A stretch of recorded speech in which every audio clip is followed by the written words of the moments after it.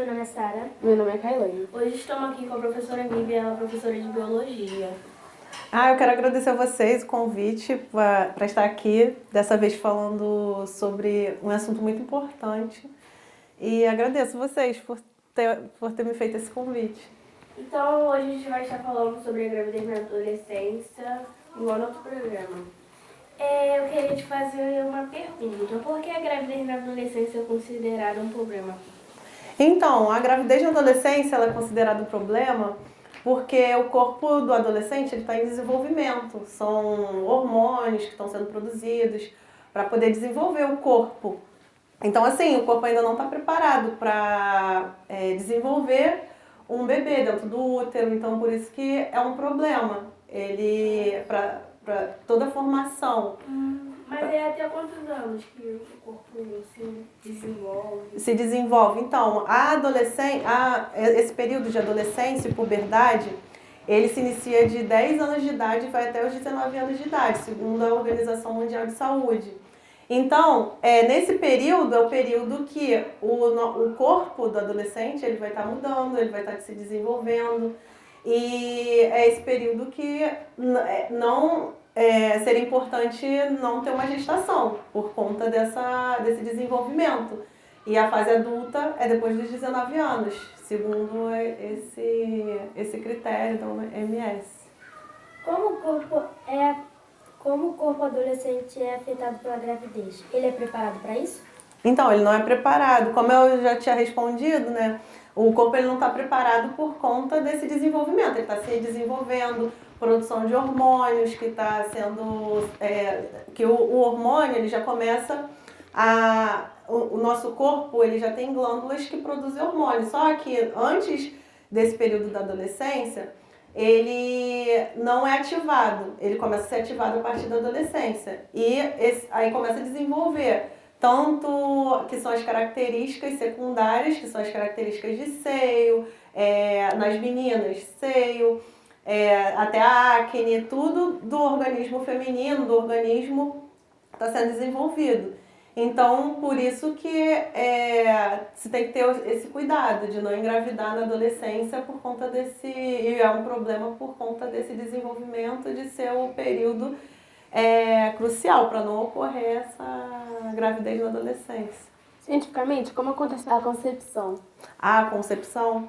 Então, a concepção ela ocorre, tanto o homem e a mulher eles têm os sistemas reprodutores e ocorre a reprodução através do ato sexual.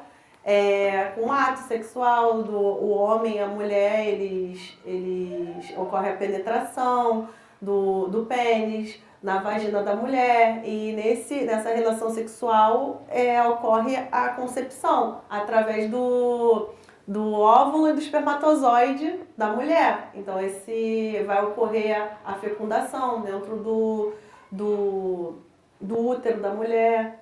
E é um processo que ocorre gerando um bebê. E como acontece o crescimento do feto até se tornar um bebê? Do feto? Como acontece? O crescimento do feto até se tornar um bebê? Então,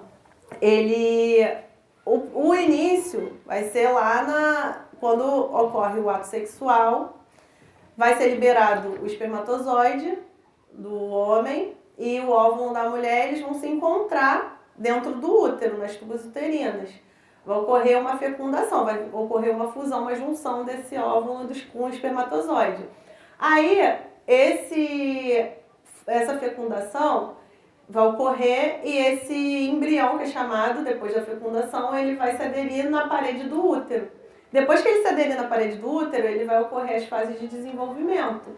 E nesse desenvolvimento vai ocorrer o crescimento até os 9 meses, do feto até o nascimento do bebê, que é os 9 meses de idade. Como prevenir para não ter gravidez indesejada? Então, existem várias formas de prevenir a gravidez indesejada. A principal forma é utilizando métodos de barreira, que é a camisinha, tanto a masculina quanto a feminina. é quando é um método, tipo assim, porque ele também previne infecções sexualmente transmissíveis. Mas existem outros métodos. Existe o método de barreira, que é a camisinha, que é a feminina e masculina. E existem métodos hormonais, que são... tem a injeção, tem chip hoje que se coloca para poder prevenir. Existe também as pílulas anticoncepcionais, que tem hormônio ali, que vai fazer com que não ocorra a ovulação. Então, essas são as formas de se prevenir. Ah, também tem os métodos comportamentais, que é método de abstinência, a pessoa não fazer sexo. Se não fizer sexo, não ocorre a gravidez. Existe o método de tabelinha, que é um outro método que as pessoas elas anotam o dia do período fértil para saber qual o dia que é o meu período fértil, para poder saber o dia que não vai ter relação sexual para diminuir a probabilidade de engravidar. Só que esse método não é um método tão eficaz, esses métodos que são comportamentais. Os métodos mais eficazes são os métodos de barreira, camisinha e os anticoncepcionais. E quais são os mais seguros para não engravidar? Os mais seguros são esses, a camisinha feminina e masculina. Também tem o DIU, que é um método que é utilizado, que eu não falei na outra pergunta. E os métodos hormonais, que são as pílulas anticoncepcionais, a injeção, o chip. Eles são seguros? Eles são seguros. Mas eu sempre friso falando sobre a camisinha, porque assim, você pode tomar um método hormonal, mas a camisinha, além da gravidez, previne contra infecções sexualmente transmissíveis. Então você vai evitar ter uma doença, pegar algum tipo de fungo, bactéria, ou vírus, até o vírus HIV, por conta desse método que além de evitar essas infecções, vai evitar a gravidez. Quando acontece um aborto Espontâneo. Quais podem ser os motivos? Então, quando um dos motivos, como a gente está falando muito sobre adolescência, o organismo do adolescente, da menina, não está totalmente formado, está em desenvolvimento. Nesse período de gravidez, pode uma grande chance de ocorrer também um aborto espontâneo. E também existem doenças, quando a gente fala não só na gravidez da adolescência, mas existem doenças, até doenças que fazem com que ocorram abortos espontâneos. Então, não é tanto na adolescente, por ele estar em desenvolvimento, pode ocorrer esse aborto espontâneo, porque o corpo não está preparado para receber um bebê, tanto em doenças que podem fazer com que até doenças, infecções sexualmente transmissíveis, às vezes a mulher ela vai lá, tem um ato sexual, engravida e às vezes até pega uma infecção sexualmente transmissível. Através dessa infecção, causa uma doença e isso faz com que ocorra um aborto, a infecção sexualmente transmissível. Quais as doenças mais perigosas na gravidez? As doenças mais perigosas na gravidez tem a mulher que tem a pressão alta. Se ela tiver a pressão descontrolada, pode perder o bebê por conta disso. A gente estava falando de aborto também. Então, assim, é chamado de pré-eclâmpsia. Esse problema que a pessoa tem uma pressão alta, isso pode... É grave na gravidez. Diabetes, a mulher, se ela tiver uma diabetes, até essas infecções que a gente está falando, sexualmente transmissíveis, são graves no período da gravidez.